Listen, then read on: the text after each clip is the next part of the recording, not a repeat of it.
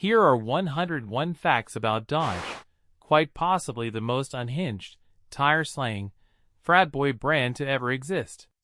Oh, and we'll be dragging Plymouth into this too, since back in the day they were basically the same thing with a different badge. Number 1. When automakers talk about rugged and trustworthy vehicles, the term dependability gets used constantly. That word was actually invented by Dodge. In 1914, Theodore McManus from Dodge's marketing department decided the word dependable was too bland, so he began using dependability in their advertisements, and it spread like wildfire. It became so widespread that it was officially added to the dictionary by the late 1930s. Number 2. The Dodge Demon came standard with a single seat, and yes, it was obviously the driver's seat. However, you could still option a passenger seat for $1 single. If you wanted to carry more people, and you had money to burn, you could hand over another dollar for rear seats. And it didn't end there. For yet another dollar, Dodge would throw in their drag racing kit containing a performance control module that unlocked an extra 32 horsepower, along with drag wheels, tires, tools, and much more. I truly believe Dodge needs financial counseling because this is not a wise way to spend money. Number 3. The Challenger has cup holders built into the engine bay so you can crack open a cold one while working on your engine. This completely cements the fact that it's a car designed by bros. For brothers. Number 4. Have you ever questioned why NASCAR stock cars lack insane spoilers or splitters? You can thank Dodge for that. In 1968, Dodge revealed their brand new Charger 500, designed to be the fastest thing in the sport thanks to this new concept they had just figured out called aerodynamics. But before they could celebrate their discovery, Ford stole the spotlight with the Torino Talladega, which was far superior in aero and ran absolute rings around the Charger 500. Rather than complaining, Dodge went all in, convincing parent company Chrysler to send a few scientists from their rocket division to Dodge's racing facilities, because apparently winning races was more critical than the space race. After several months of development, Dodge unveiled the Charger Daytona in 1969, which was blisteringly fast and became the first car to ever reach 200 miles per hour in NASCAR, thanks to its flush rear window, pointed nose, and a massive 23-inch tall rear wing. The Daytona was so dominant that it basically won every single race it entered. This was thrilling for the fans, and everyone anticipated an all-out war for the 1970 season. But before that could happen, NASCAR officials stepped in and essentially banned all aerodynamic devices from the sport, reasoning that it was only a matter of time before the manufacturers went completely insane, making an already hazardous sport even more dangerous. And just like that, the legend of the Daytona ended as fast as it began.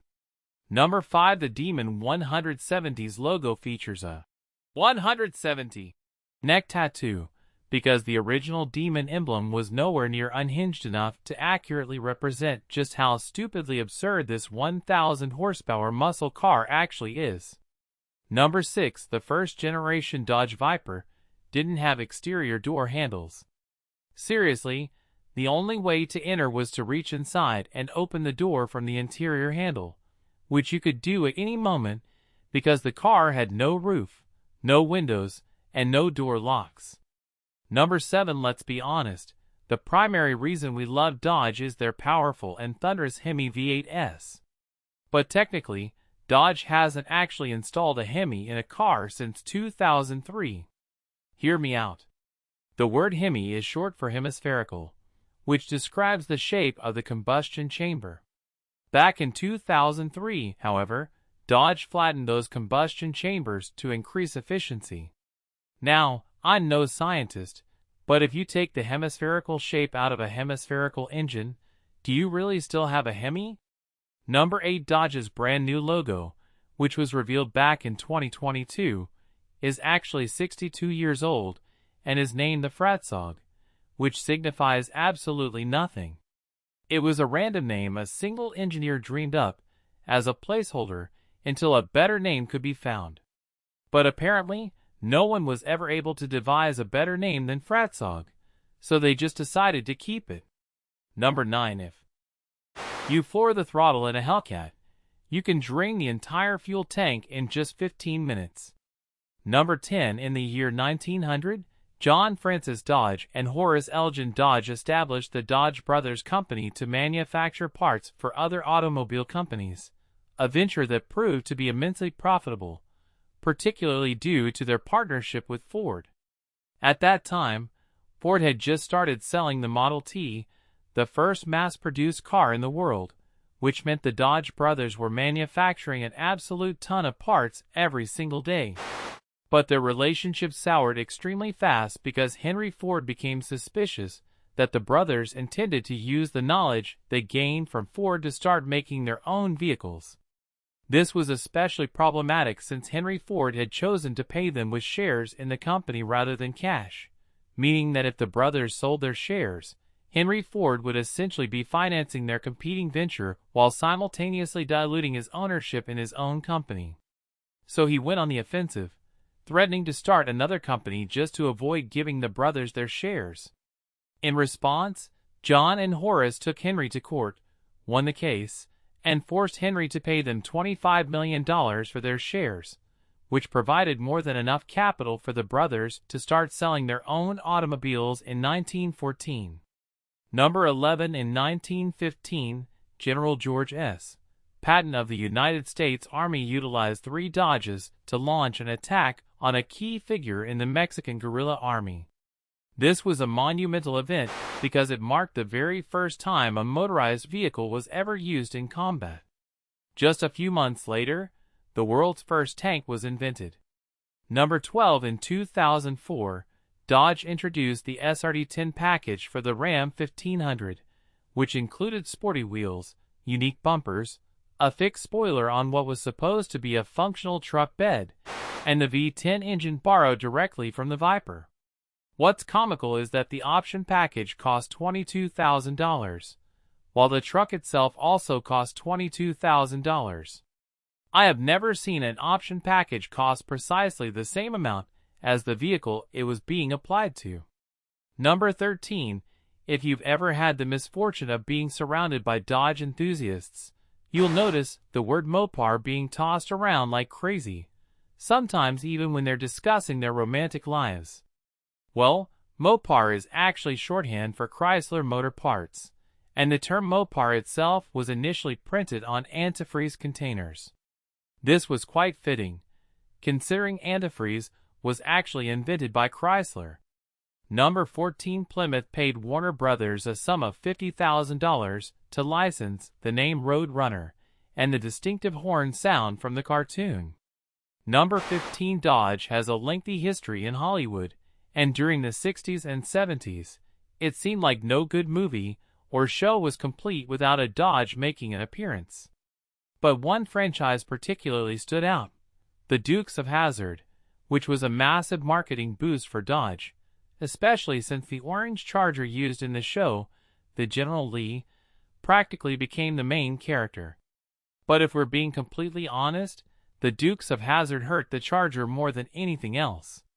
During the show's 7-season run, they went through hundreds of Chargers, practically destroying one every single week, and they effectively created a shortage of Chargers across Georgia and the neighboring states where filming took place. At a certain point, the situation grew so desperate that producers would fly around in helicopters, actively searching for cars to purchase. When Chargers became too expensive due to their near extinction, they started using AMC ambassadors, which kind of resembled Chargers from certain very specific angles. Thankfully, right around the time they began creating a shortage of ambassadors, the show got canceled.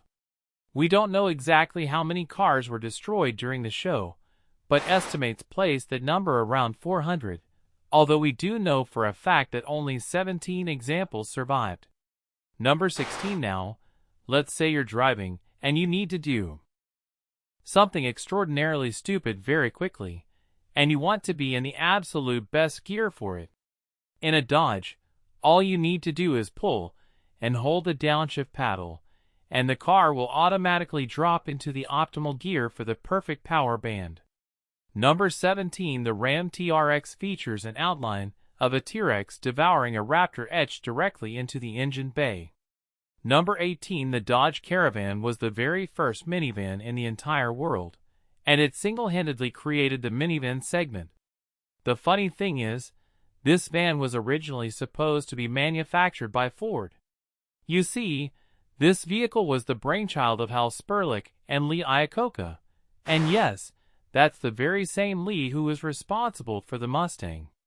Back when they were employed at Ford, they pitched the concept of what they call the Magic Wagon to Henry Ford II, the grandson of Henry Ford, presenting it as the ultimate family vehicle. But Henry flat out rejected it, primarily because he and Lee did not see eye to eye. Later, in 1978, Henry Ford fired Lee over their disagreements. That's when Chrysler scooped him up, but this time Lee was the CO. So, the instant Chrysler became financially stable, he ordered the Caravan built in 1984, and the rest is history. Number 19.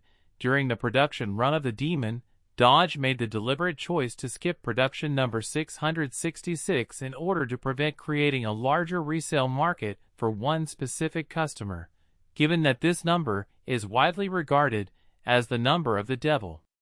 Number 20. In the late 1980s, Bob Lutz, who was Chrysler's executive vice president, was out driving his 1985 AC Cobra when he got the idea to build a car equally as insane. He knew a vehicle like that would never get built if logic and reason got in the way, so he put together a team of madmen and essentially told them to do whatever they pleased. He also instructed them never to form focus groups or inform Chrysler headquarters about their activities. Sometime later, the team presented Bob with sketches for a V10 manual transmission supercar called the Viper. Surprisingly, Lutz hated the design because he practically wanted a carbon copy of his Cobra.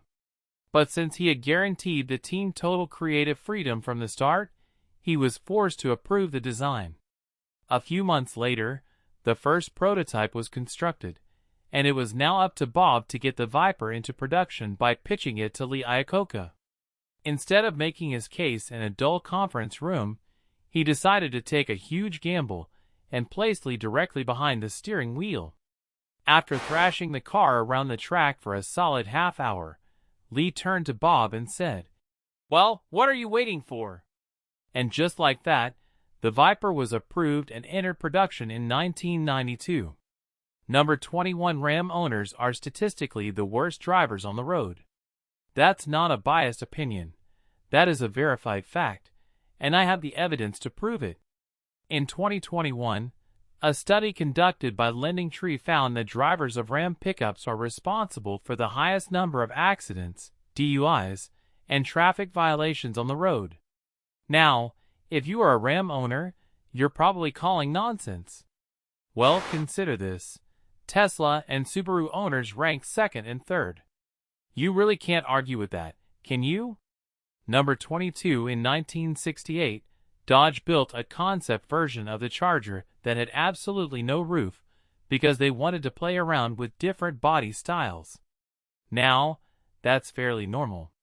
What is not normal is the fact that this car was officially named the car with no name, because they apparently forgot to give it a proper name while they were developing it.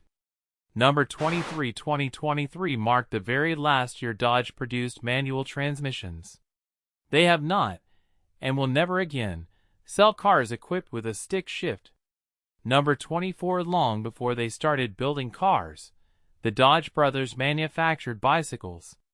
They even patented and invented the very first dirt-resistant bicycle bearing back in 1896, a component we still utilize to this very day. Number 25. The first-generation Viper was about as bare bones as a vehicle can possibly be, and we're not simply talking about the lack of door handles.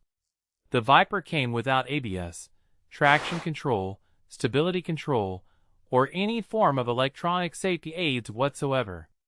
These cars were so genuinely hazardous that over 30% of them were totaled while driving home from the dealership.